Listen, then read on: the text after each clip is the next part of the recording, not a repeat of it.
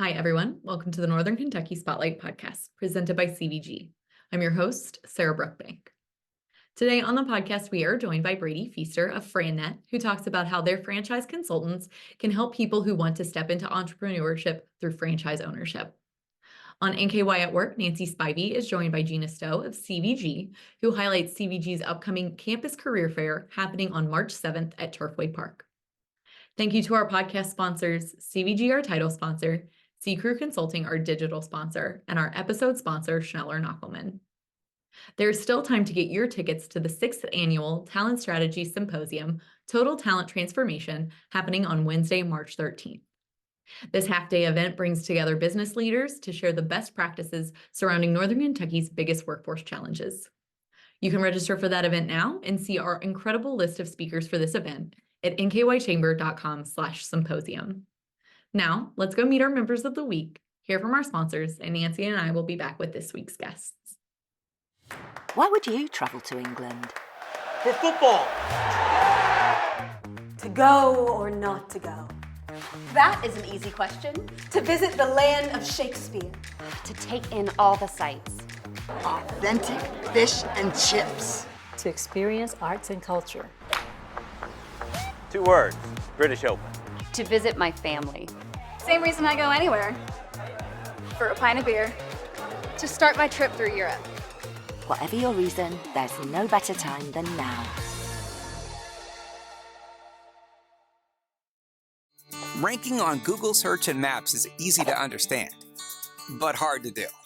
It requires constant effort and attention, uploading new photos, responding to Google reviews, writing weekly posts, and checking suggested updates. Google listing optimization takes experience and time, and there are no shortcuts. C-Crew gives your Google My Business account the steady, consistent attention it needs to be effective, optimizing, updating, and expanding critical content every single week. From local retail stores to large regional networks, C-Crew generates content, establishes benchmarks, and creates dramatic, measurable increases in engagement. So what can C-Crew do for your business? More calls, more clicks, more clients.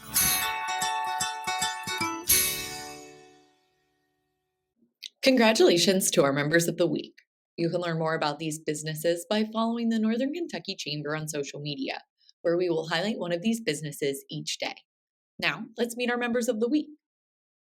Zimmer Motors has been operating in the Northern Kentucky area since 1929. For more than 80 years, this family-owned and operated dealership has strived to build lifetime customers. The business hospital serves its members by offering groundbreaking business treatment with the mission of making businesses healthier and more productive.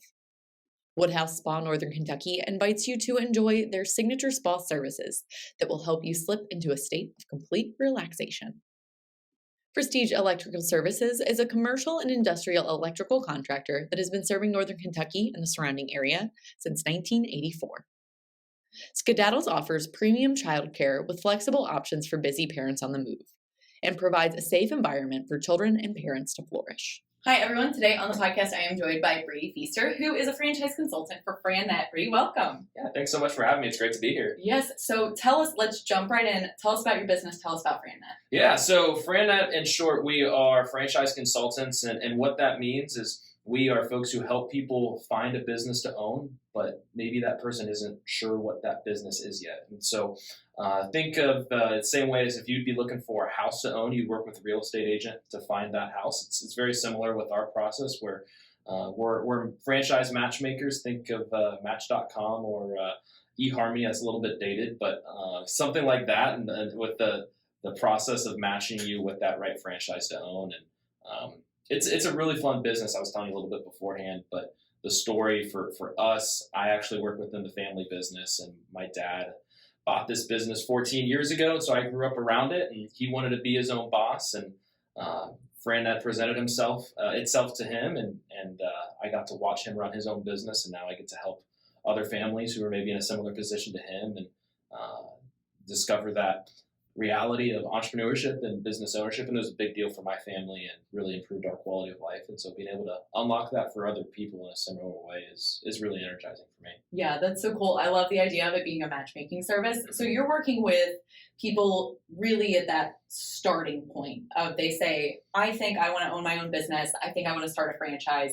They reach out to you and you guide them through that process. So tell us a little bit about how that process works and what you guys do when you get matched with these people coming to see you. Sure. So when you think about where we catch people in the process, a lot of times there's a crossroads that has occurred personally and professionally. There's some sort of, a lot of times, a disenchantment with the status quo in their lives professionally and in their lives maybe personally, and they want to see if franchising is a potential avenue to explore to help remedy that. So in the case of, like I said, my dad, I am a huge Cincinnati Reds fan, like anyone with a 513 area code should be. And so growing up, my birthday was in April, and we used to always go to opening day for my birthday. And my dad would take me out of school. We'd go to Skyline or Montgomery Inn. We'd go down the game, the whole 9 yards. But one year, this is while he was still working in corporate America, he got called away to a work trip the day before the game. And that was his breaking point of, you know what? I'm tired of working for somebody else.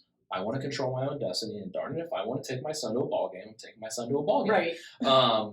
That was his breaking point. That was kind of the crossroads, the last straw that broke the camel's back, whatever cliche you want to use. That's typically what prompts a conversation with us. People maybe aren't quite sure if franchising, or they haven't fully decided, hey, I want to open a franchise. Right. It's usually something's got to change. I think franchising could be an avenue. I know someone who's worked with you in the past. I've seen what this person's been able to do. I'd love to see if that could be reality in my life. Right. And when you think about the types of franchises you work with, is it just restaurants? Is it broader than that? For me and my brain, franchises is like we mentioned earlier, Always. Dairy Queen. Yes, that's in my right. brain, I'm like, okay, franchise Dairy Queen. Let's Yeah, go. no, absolutely. It's way broader than that. We've been, my family's been doing this for 14 years. I think we can count on one hand the amount of food placements that we've done. So it's way bigger than food. A lot of home service franchises. So think, your mosquito care franchise, gutter clean out, home insulation, window cleaning. There's some business-to-business service providers, so IT services, staffing services, pieces like that. Fitness, health, well-being, lots of other types of businesses that are out there. And so that's really the big part of our process, is because if you go out there and Google best franchises for me, best franchises to own, you're going to get just swept away in an overload of information. List. Yeah, it's really overwhelming. Yeah. And so that's our entire value of our business model of what is a business that's out there that I could be a really good fit for, that I would never intuitively think of or land on by myself. I mean, I was working with a person up in Chicago. I guess this was last year, and he came out of corporate development and wanted to really, he had kids who were about to go to college and just really wanted to finish off, the season of parenting and have maximum availability. Wasn't sure what was out there. We matched him with a blind installation and repair franchise, and he loves it. Awesome. He never would have thought of it, but that's really what we love to do, is throw curveballs at people that don't seem intuitive, but turns out it's a really good fit. Yeah, and that kind of leads me perfectly into my next question. Talk to us about the benefits of working with someone like a franchise consultant. Like you said, in addition to going through that long list of options, I'm sure there are other things that are really beneficial. Well, we hope so. That's our goal. Right. I think for us, there's the value on the front end, and then there's the value on the back end. The front end is somewhere between an art and a science of the questionnaires and the screening and the education that we provide for people, because Econ 101, home ec, whatever class you take in high school or college as far as just basic economics, franchise due diligence isn't a part of that process. Right. And so we want to help simplify that on the front end of locating the right business for you.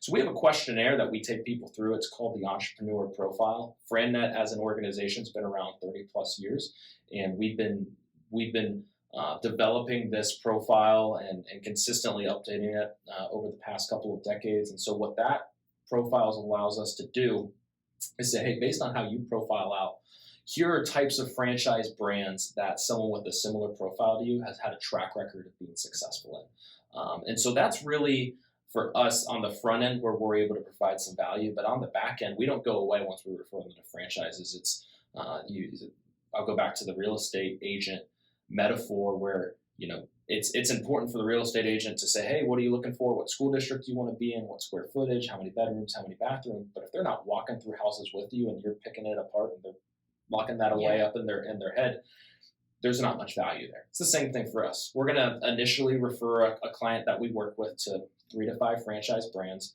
but the expectation isn't that we found a winner on that first batch. We want you to walk through that initial round. Who are the contenders? Who are the pretenders? We'll add more into the mix and continue to educate you through the process. So referring someone to franchise brands for us is only the start. Yeah. So walk us through the rest of those services that you offer from, I guess, that endpoint. What is the endpoint for you all? So the endpoint for us as far as our scope of services is when someone would be to sign the dotted line and invest in a franchise. Now, we understand that for every 10 people that we work with that end up buying a franchise, 7 of them will buy within a 6 to 12 month period. Mm-hmm. 2 of those will buy within a 2-year period, and 1 of those will buy within a 3 to 5 year period. And so there's a wide array. We go as fast or as slow as people want to go.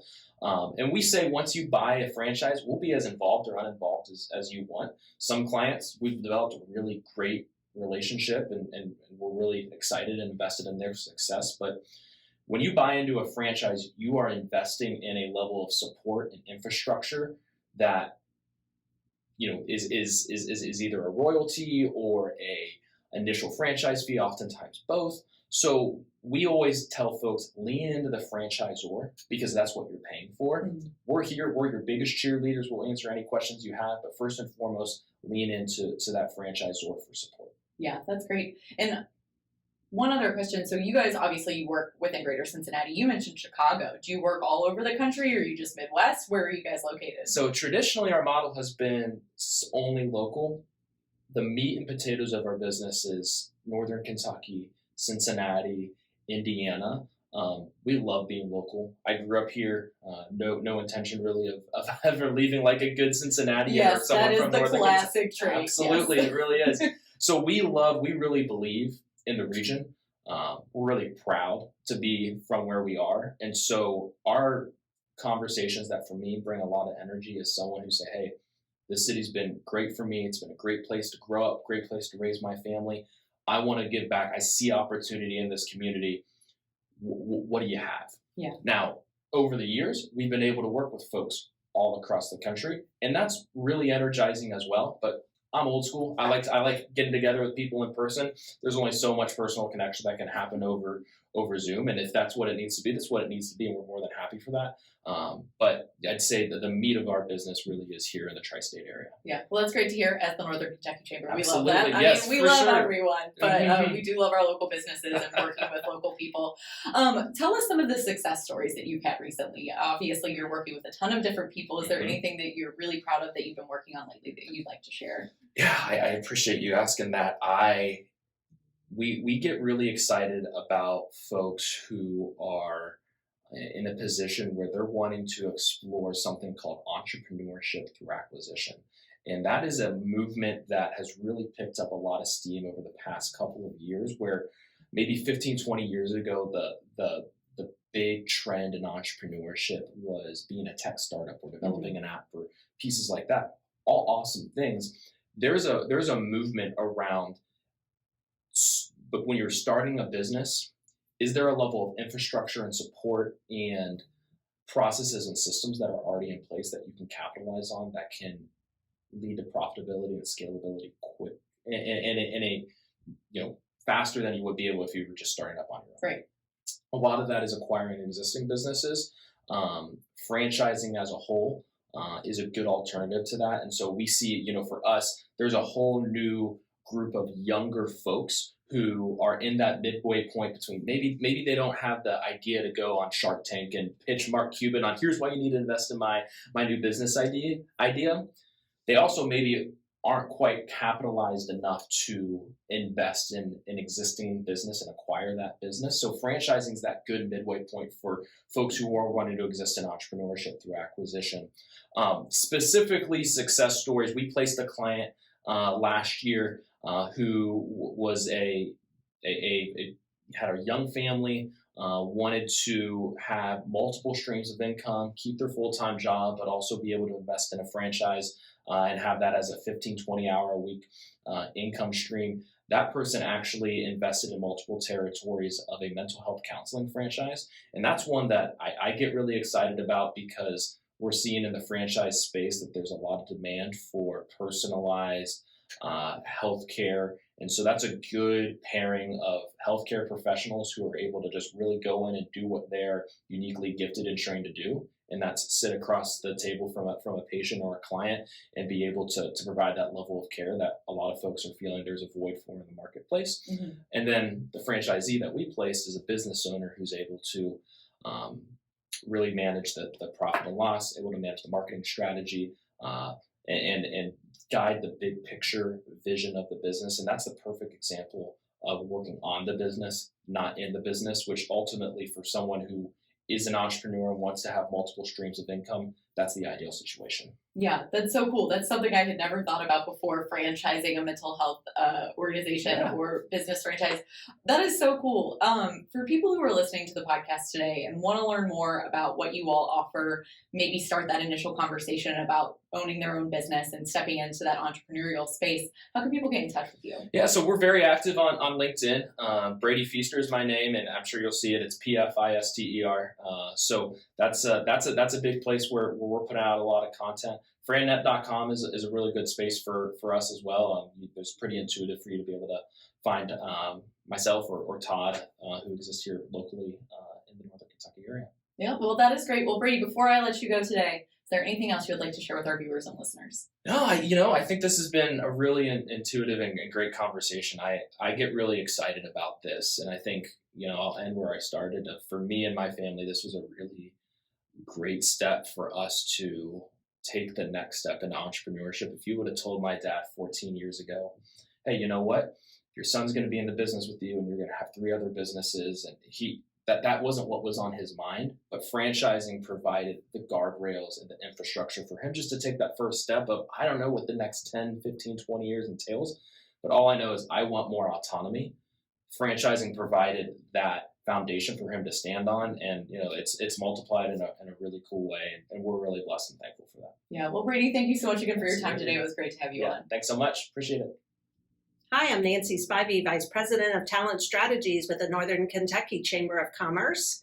Today on the NKY at Work segment, I am talking to Gina Stowe. Gina is the VP of HR at our local airport, CVG. Gina, welcome. Thank you. I'm happy to be here. So I keep hearing so many things about all that is going on at the airport as far as new job creation and activity. And certainly when I fly, I see so much traffic these days. So tell me a little bit. I understand you've got a career fair coming up. Tell me about that. We do. Next week, we are very excited to be hosting at the Turfway Park Racing and Gaming Center a campus-wide CVG job fair. So March 7th from 9 to noon. We'll have over 30 of the CVG employers that are on our campus will be represented and looking for talent. Having all the information about the jobs that they're offering, and looking for talent to fill those jobs with. So when I think because I've lived here for a very long time, I don't really think about CVG being a campus. Yeah. So when you explain CVG, how many people work there? How many employers are there? Yeah, no, that's great. I look at CVG like a small city. Okay. So we have the airport operator, which is CVG Airport Authority itself. That is my employer that I'm honored to work for. We have about 470 or so employees that are like city employees. Okay. So if you think of the facilities, the public safety, dispatchers, housekeepers in our environmental services department, our office workers, all of that, city employees, finance, professionals, that's the operator. Then we have our tenants, our partners. The ones that I think are most known are the huge ones like Amazon and DHL. Mm-hmm. But when we have close to 75 employers on our campus, and over 16,000 badged employees when you think of our entire city. So we have, parking, we've got airlines, we have other housekeeping services, concessioners, retail. It's a gamut of what you find in any city, you'll find at our airport. So specific to the March 7th event, what kind of job opportunities, what kind of people do you want to attend, and how do they find out more? Like, what are the jobs that are available, that kind of thing? Sure. We have a jobs portal. Okay. It is jobs.cvgairport.com, where we encourage all of our campus employers to post their positions in one centralized place. Nice. So that if someone is targeting just this area, this regional area, which is really an economic engine of employment, they'll be able to find all the jobs that are available there. But as far as the types of jobs, skilled trades are super heavy with our airport operator. There are ramp workers, warehouse workers, and one of the really big ones are aviation mechanics. So when you think of how large our airport has gotten and how many flights are coming in and out, someone has to make sure that the planes are maintained. And so aviation mechanics is a really hot job right now, and because of that, we have the Epic Flight Academy is opening here soon in April with the opportunity for people to study an 18-month program to become an aviation mechanic. So even if I'm coming to the job fair and say I'm going to apply for a job in security, but I'm also interested in becoming an aircraft mechanic, I can find out and go through the Epic Academy and upskill and transfer my skills into a new job. Correct. Potentially. Correct. Yes, I mean the career path is something that we work hard to achieve. We have what CVG Strategic Workforce Collaborative, where our employers get together and try to achieve exactly what you've just described, where say somebody comes in as in environmental services and doing cleaning, and they have a dream to be an aviation mechanic or an electrician or a police officer, then we can help them realize that dream through the different reimbursement certification programs that our employers will sponsor. All of our employers have different types of programs and sponsorships in terms of education, but I don't think there's an employer out there, and this is a personal opinion at this point, that doesn't see the value of investing in the development of an employee that has dreams to do something else with their career. I think employers, in order to be competitive, that is a given now in today's labor market. You really have to be developing your employees and offering those opportunities to them for their next step. And I also think, thinking about the airport today, I assume it's 24/7, right? You're operating all the time. Exactly. There's people that might want to work a night shift or a day shift or part-time and full-time, or maybe I want to do an internship or co-op or apprenticeship. Are all of the options available? Yes, all of that is available at our job fair to be able to research. And again, each employer will have different opportunities. For the CVG Airport Authority, the operator ourselves, we have internships that we're currently recruiting for. We do some co-op partnerships with different area universities, but certainly the gamut of opportunities are there. So again, the job fair itself isn't on the campus. It's at Turfway Park Racing Casino, right? Yeah, that beautiful facility that they have. The event center is where we've chosen to. Because it's so large, we need to have a space like that, and it's a beautiful space to do it in. So do I need to bring a resume if I'm interested, or just come as I am? Or? You certainly can bring a resume if you'd like to, but we can also, help you navigate. If I were looking for a job, I'd bring my resume and I'd come prepared to talk about what I bring to the table with these employers, because we're looking for talent. Yeah. And dress to impress. Dress to impress, but you don't have to. Sure. You know, so certainly if you just want to come and discover what's there, it's an open house. We are happy to share information about the jobs that we have and the opportunities that we can offer. Looking forward to interacting with our community and letting people know what we can do.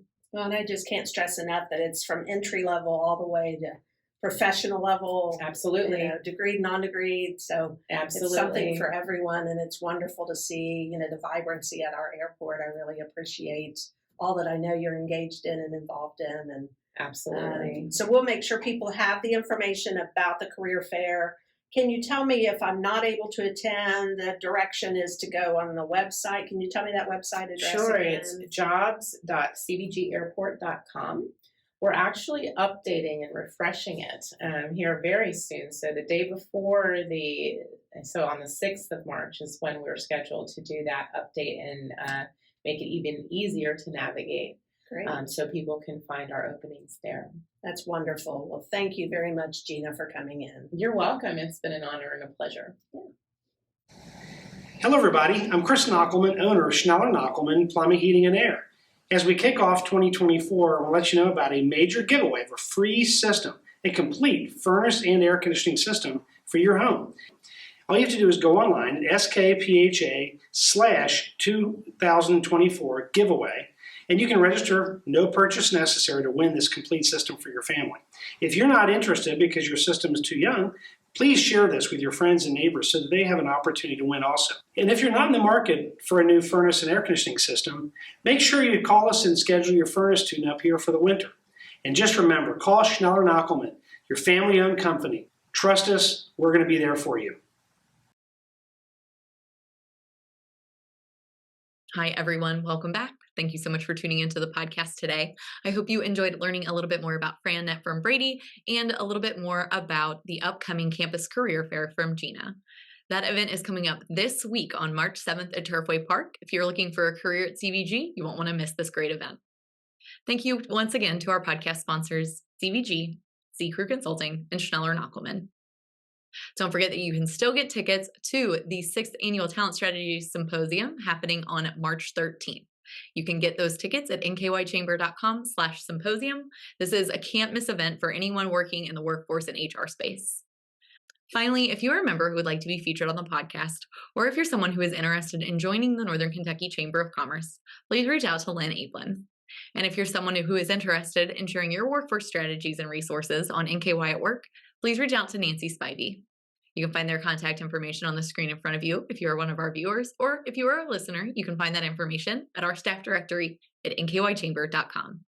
Thanks once again for tuning in. I'll talk to you guys next week.